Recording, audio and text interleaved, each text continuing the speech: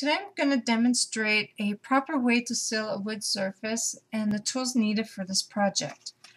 This is an MDF wood surface and you don't need to sand the top area because it's already pre-pressured wood. But you do need to sand the sides and the creases if needed. For that step you need the fine sandpaper, which is 150 grit. After you're done sanding, you need a what you call a tack cloth to remove any dust particles that's left behind. Here I have a long cloth and you cut the piece needed and then you have a dynamic tack cloth, which is a resin cloth. They work both the same. What this step does is when you're wiping on your surface, the dust sticks to this cloth. And this is good for a very long time. It's reusable.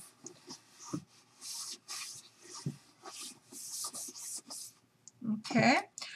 You don't normally have to seal this surface, but because of the technique that I'm going to be using this for, I'm going to be using the Americana wood sealer. You can also use a multi-purpose sealer when you're using wood like pine or Baltic. Anything that has wood grain in it, you will be using the multi-purpose sealer. So I have here, these are foam brushes and they're great for sealing and varnishing. It doesn't leave streaks and it's very soft.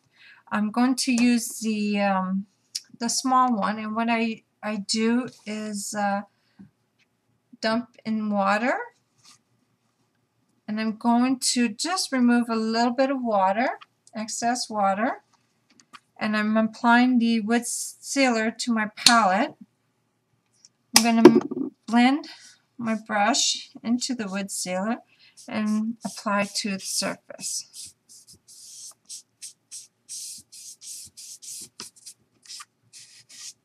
You don't need to worry about the cracks.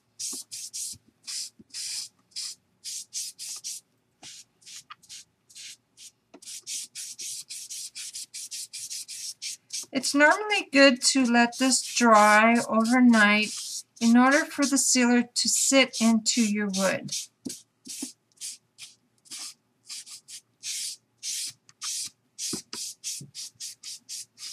Also, this is easy to wash with just soap and cold water. Once this dries, I'll be back to demonstrate the next step.